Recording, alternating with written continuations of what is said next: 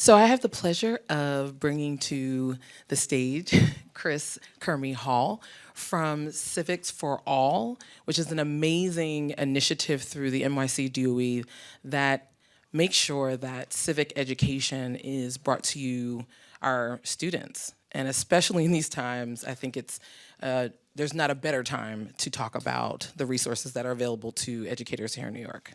So I'll just turn it over to Chris. Yeah. Hi, everybody. Thank you. Cool. Okay. So, a little bit about me before I get started. I'm Chris. I've been on this team for about 8 years. Before that, I was a teacher, taught social studies and ELA at John Jay campus. Mostly did youth participatory action research with young people and auto ethnographic documentary work. But all of that kind of led me to the civic stuff.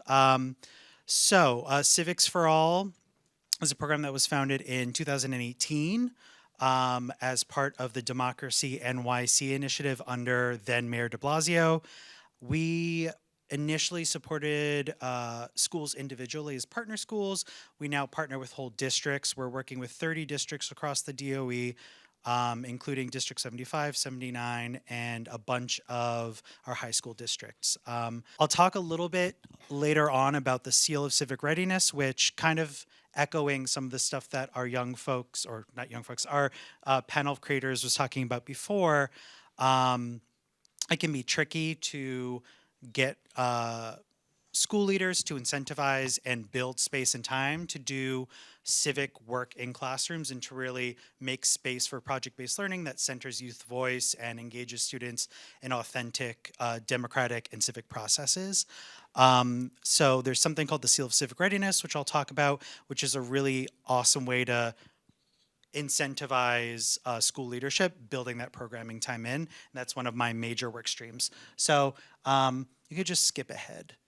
Oh, actually, if you go back one, sorry. I wasn't sure what to prepare for, so I kind of prepared everything. So I do this, I do this warm up a lot of times with partner districts when I'm first meeting principals. It's one of my favorite go-tos. So we've been talking a lot about today, change making and why civics essentially. So I kind of got a greatest hits of some quotes about civics on the board. What I'd like us all to do is to just pick one that really resonates with you. Think about what it says about why civics. Mine personally is James Baldwin's Civics is the Muscle Memory of Democracy. I'm biased because everything he says and writes I like, but also shameless plug as someone who's all about civics education. This one is very civic education forward. So if we could jump to the next slide, perchance, thank you. All right, who are we? I'm gonna do like a Steve Jobs type of thing. Okay, perfect. So, hi, I'm part of the Central Department of Education, Social Studies and Civics team. We do all things social studies and civics for the DOE. We are a tiny microscopic team in the kind of broad scope of the DOE. There's 10 of us for all 77,000 teachers and all 1 million students, but we try our best. Our whole thing is we develop curricular resources, professional learning, and student-facing programming with the goal of providing high-quality civic learning experiences and also high-quality social studies learning experiences. As I said before, we started in spring 2018 as part of the Democracy NYC initiative. And then if we can hit the next slide, this is our mission statement that you'll find on our website. Really our go-to is about making sure that students develop the civic knowledge so that when it comes time to take action on things, they know where to direct their energy and to strategize and focus and to find community with people and target the right people for change. And then also in sort of a pedagogical framework is really to help schools to incorporate projects, experiences that center and cultivate youth voice, right? So I thought it was with our panel before, I was like, oh my God, I know the perfect thing to talk about. So one of the things we really want to support teachers in doing and encourage school leaders to make space for is for youth voice, but then also for democratic school practices, right? For all of our students, one of their first and maybe only interactions with institutions might be their schools, right? And if those schools are not structured democratically, that instills a message in them, right? Sort of orientation towards institutions over their life, and something we want to move away from. So if we could go to the next slide, where are we? If you see your general location highlighted in green, congratulations, you're in a Civics for All partner district. And if you haven't seen or heard of Civics for All, I'll have my email up on the board at the end. Shoot me an email and I'll get you connected to your Civics for All district point lead and everything. We have 30 partner districts across the city. There's kind of a little void space here in Brooklyn, which hurts my heart because I was in District 15 as a teacher for many years, but that's fine, I'll work on it. We have 121 partner schools that were from our prior model that'll eventually get phased into districts, and then 164 Seal of Civic Readiness schools, which I'll talk a little bit more about in a bit. And last school year, we had about 4,670 students earn the Seal of Civic Readiness, which will make more sense in like 10 minutes when I talk about it. Yeah. So why would districts not be? Good question. So it was an opt-in situation. So the ones in green opted in, and the ones in white, for whatever reason, it might have been capacity or they didn't have enough staff to, like, we don't have a district person who can partner with you to lead the work. But it's only a matter of time. We'll talk. Yeah. Okay. So next slide. Yeah. So what is Civics for All? We do have a K-12 curriculum. We have a public speaking, and I'll go into each of these in a little bit more depth as we go through. We have a public speaking project and celebration called Project Soapbox, which is really incredible. We have participatory budgeting. Do I have any PB schools in the room by any chance? Does that sound familiar to anyone? No? It's fine. Talk a little bit more about that. There's a state initiative, and this is what I was talking about before in terms of like communicating with school leadership about incentives for doing this type of work in schools. That is both a distinction on student diplomas and a pathway to graduation, which means it can replace one of the 5 Regents exams. There's some activities, guidance to support teachers in taking action with youth. So if you're new to doing civic action projects with young people and you have no idea what to do, we have a series of, I think it's like 20-something activities to sort of guide and structure that. And then we have a longer guide called the High School Capstone Roadmap, which has 63 learning experiences over 60 tools. It's like a beast. We have a teacher leader program where we work to develop teacher leaders in their schools and beyond. So I actually had a PD a few weeks ago, and one of the teacher leaders was co-leading it with me for, we had schools from all 5 boroughs. We have Civics Week, which started here in New York City and is now a nationwide thing. This year it's March 10th to the 14th. It's great because it's a time where our schools that are doing cool stuff, civic stuff with young people, we can get the press and comms team to actually pay attention and bring some shine and focus, which is great both for sort of leadership folks who are interested in that, but then also recognizing the work that teachers are doing in their classrooms. And then lastly, and this is kind of new for this year, is offering professional development that's targeted around best practices for democratic classrooms and schools. Kind of touching back on what I was talking about just a second ago. And then next slide, thank you. So this QR code, we do have a website. It's called the New York City Social Studies and Civics Hub. All of the resources I'm about to talk about are freely accessible there with the exception of Passport to Social Studies, but everything else anyone can download. You don't need a login. So I say that to say, we already know that schools, districts, and classrooms all across the country outside of New York use our resources. So if you have a friend who teaches in a city or state where maybe they don't have access to the resources we're about to talk about and you'd like them to, just send them to the website. They can click it, use it. It's there for them. And then also, if you're interested in professional learning, we have our calendar up there. There's tons of great stuff up there. And I'll talk a little about the order form because you can get hard copies of stuff sent to you completely free.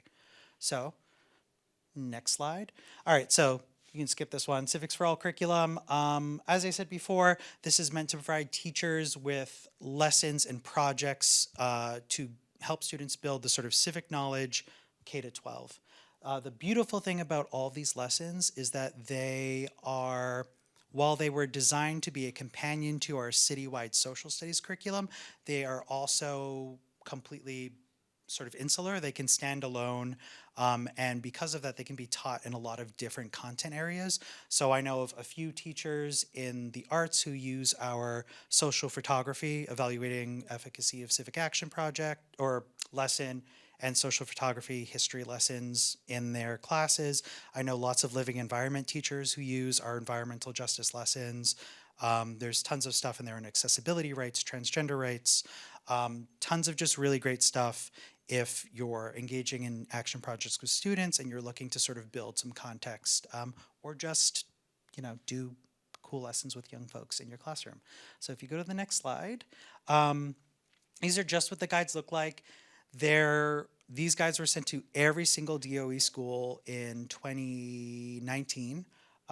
In many places, they ended up in the back of a closet. But if you would like the hard copy version of this, if you don't like to scroll through PDFs, on the resources page of our hub, if you scroll to the bottom of that page on any of those pages, there's an request form. And if we have it in stock, we will pack it, ship it right out to you, addressed to you at your school. I'll also talk about our comics in a little bit, speaking about visual storytelling. But if we go to the next slide, as I mentioned, Passport to Social Studies. Do I have any social studies folks in the room? Here. Okay, yeah, yay. If you're familiar with Passport, all of the guides are aligned to Passport, so if you use that, it's just an easy way to integrate it, but we can just skip over this. All right, so Soapbox NYC, I mentioned that public speaking celebration and project. If we go to the next slide. So Soapbox is a citywide public speaking project where we ask students to write a speech that answers the question, what is the biggest issue facing young people in your community today? So it's a call to action speech where students do some research. What you see on the screen in these images are, one image is from students doing a sort of classroom soapbox celebration. They're delivering their speeches. And this one is actually our citywide celebration that happened at Tweed last year. So the chancellor was there, a bunch of superintendents, some electeds. It was really cool. And we actually have some clips. I don't know if we can play video, but we can try. You are our future generation, and you can be part of that change.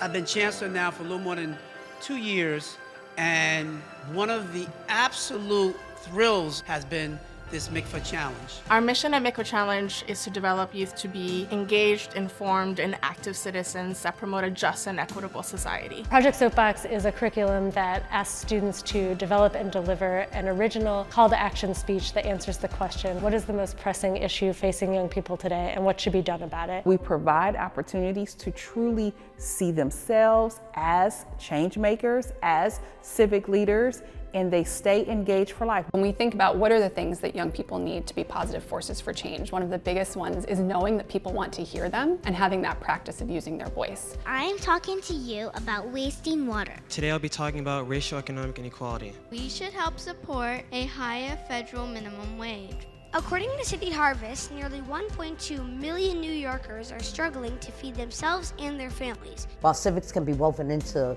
the history curriculum, what Project Soapbox has allowed me to do is weave this into their lives. Soapbox was the first time that I saw her take something on and just really make it her own. You can start your own Rainbow Alliance at your school and build an amazing inclusive community. They will or won't listen to me, but they listen to her. We owe it to ourselves and our future to help everyone live authentically and be true to themselves. I think that it allows me to recognize their voices, but for them to recognize their agency. They don't have to wait until they are 18 and able to vote. They can be civically engaged right now, and they can make change right now. Tonight, when I gave my speech, I felt like I was wielding a megaphone for all the people who haven't been able to speak. Hold our elected officials accountable.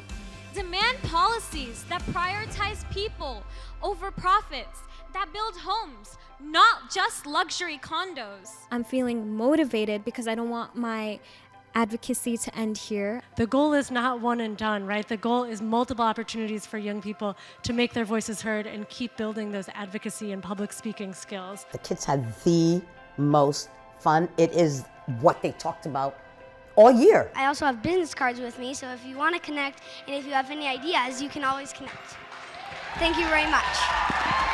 I feel like a superstar. I have learned that your voice has a much bigger impact than you think it does. I feel like people really need to hear what I had to say. It's not just what affects me, but what affects all of us. They are part of the story, of this nation's story, of history in the making. They are history.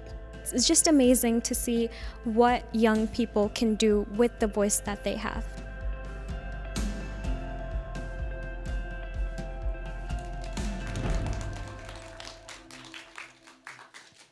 So Project Soapbox is something that you all have access to right now. It's accessible. If you go to our website, it'll just take you to the place where you can download it. There might be someone at your school, you might not know them, who's actually doing it right now, so it could be a potentially really great way to collaborate, but I'll have my email up, so just reach out and I'll do some digging. We partner with, you saw them on the video, Mikva Challenge, to do that celebration, and they're an organization out of Chicago that does a lot of student voice work and student election work, or youth sort of engaging in election work type of projects. So if we continue on. All right, so I mentioned Take Action really briefly. This exists in part 4 of all of those curriculum binders that you saw on the screen. So it's a series of activities and guidance for teachers to sort of lead a civic action project in their classroom. This news article that was on New York One actually covered a student protest about a playground in a district, or by a District 1 school that had been closed for renovation forever and hadn't been reopened. So the teacher did a Take Action project with her young folks. They wrote letters, they reached out to their city council member, and the really awesome thing is it reopened like shortly after this, although they kind of knew ahead of time, but the kids were like, no, we're still gonna do it. So it's really cool. But it's a really awesome experience. We offer PD around it usually in the springtime, usually in partnership with MCNY, which is up in Upper East Side in Harlem. Thank you. And then, yeah, it's a really awesome project. And then if we continue on, participatory budgeting, you can just go to the next slide. So PB is something we do every year where we give grants to schools to do participatory budgeting processes in their school. So these are meant to be completely student driven. So our sort of focus when we're working with schools and training teachers to run PB is that this is really this might be a student's first interaction with a true like democratic process in the school, right? Where they run it, they promote proposals that they do research on and develop, they interact with school decision makers to help figure out the sort of budget dimensions of things, right? If anyone here has dealt with FAMIS, that can be really tricky. And then they vote. And then they actually see the thing that they advocated for sort of materialize, right, in front of them. The sign up for this has ended, but if this is something that interests you, definitely get on our webpage and sign up for our newsletter, because we'll email out when the applications go live each year. And even if you can't participate in participatory budgeting in your schools, the sort of program we offer, the citywide PB process is going on right now, and I think kids as young as 13 can get involved in developing proposals. Don't quote me on that, I think it's 13. But an excellent opportunity as well to sort of engage students in that work. So if we go to the next slide, we just have a few quotes from folks that participate in PB across the city. One that I really like is, where is it? Oh yeah, the voting process gave all students a chance to use their voice for a school choice. Voting day was filled with excitement. The student leadership team became more active in decision making. They gained public speaking skills and developed math budgeting.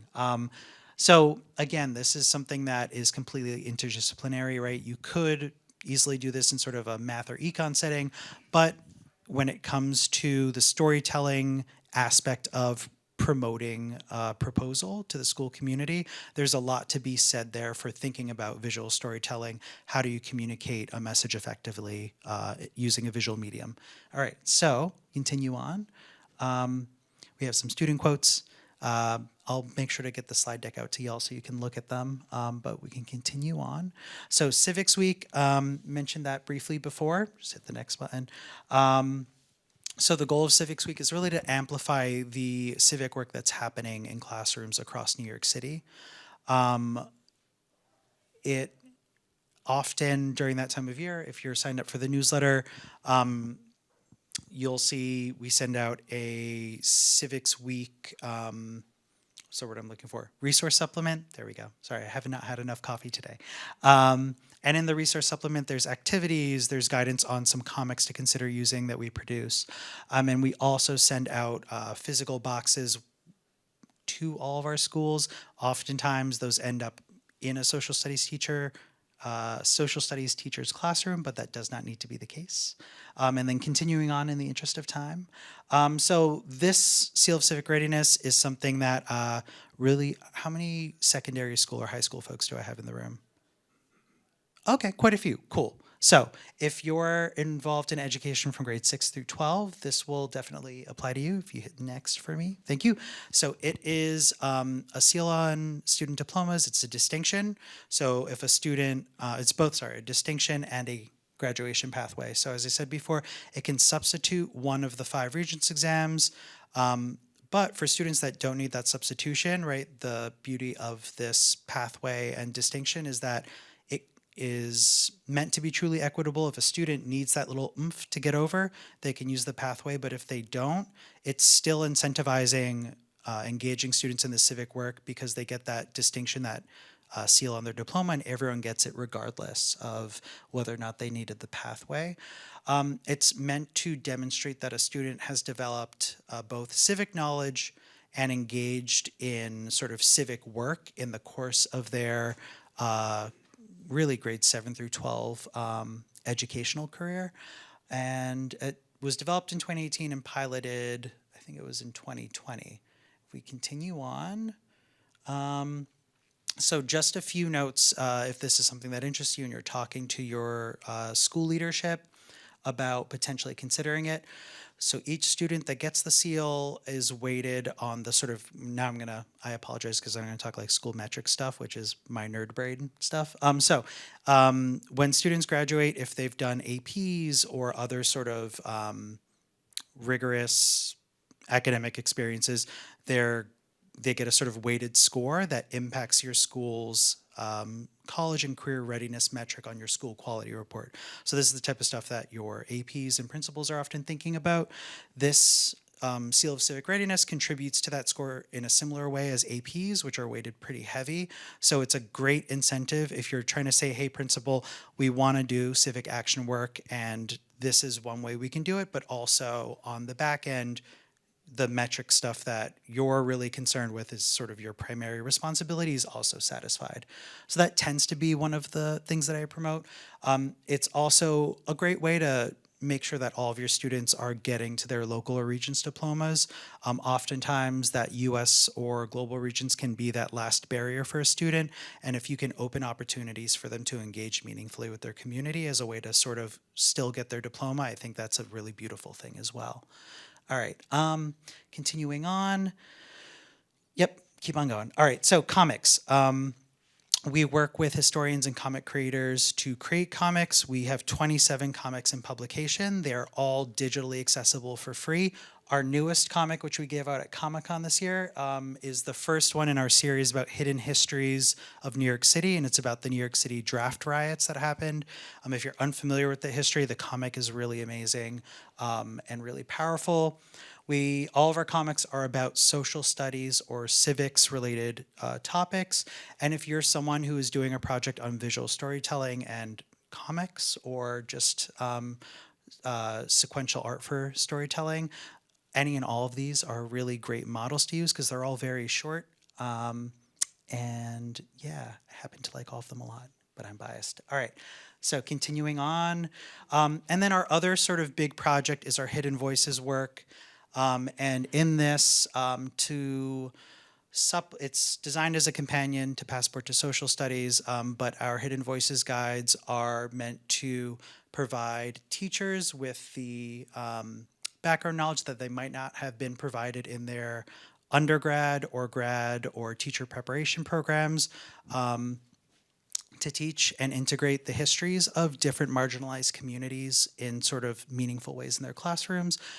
So each of these resource guides is a series of biographies of historically significant people from different communities. And all of them have explicit connections to the citywide Passport to Social Studies curriculum called out. So if you're looking for easy integration, that's possible. But if you're doing arts-based work, there's tons of artists included across these guides. If you're doing ELA or literature-based work, again, also tons of artists in these guides. So they're really cool. We also do PDs on them.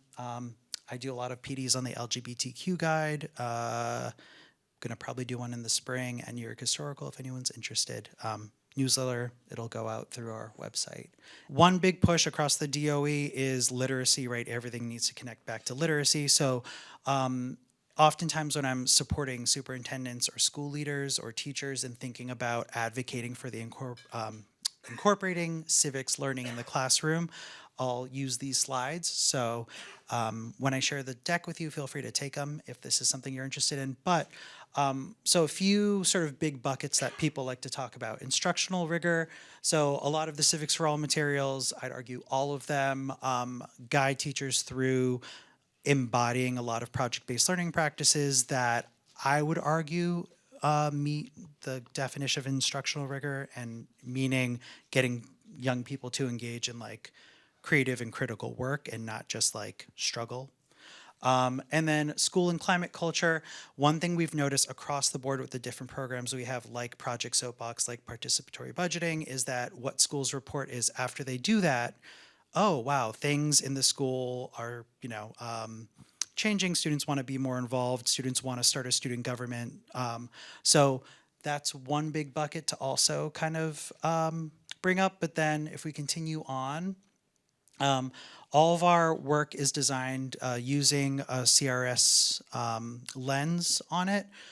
In particular, the stuff we develop connects to the New York State CRS framework. In particular, I keep on forgetting which goal it is. Oh yeah, it's empower students as agents of social change. So again, all of our materials are meant to support students in that work.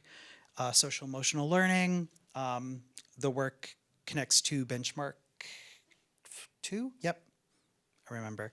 And then lastly, if we're talking about literacy, which is the big push on the next slide, there's actually a really awesome longitudinal study that was done out of the Fordham Institute that looked at cohorts of children who had, and the number of social studies instructional hours they had from grades K through 8, and then the literacy impacts years on from that. And what they found is that social studies and civics was one of the biggest predictors of literacy growth for students, regardless of the sort of demographic they were looking at. But then in particular, the students who benefited the most from additional hours in social studies and civics instruction were students from lower income or non-English speaking homes, and then also girls. But since there's a big concern for sort of literacy scores and a big push for using literacy curricula across the city, as I'm sure you've all experienced, there's a big fight for making sure that other things don't get pushed out in the interest of just drilling literacy stuff. So I'm here to tell the people in your building, civics and social studies instruction, definitely positive impact for student learning outcomes in literacy. And then that's it.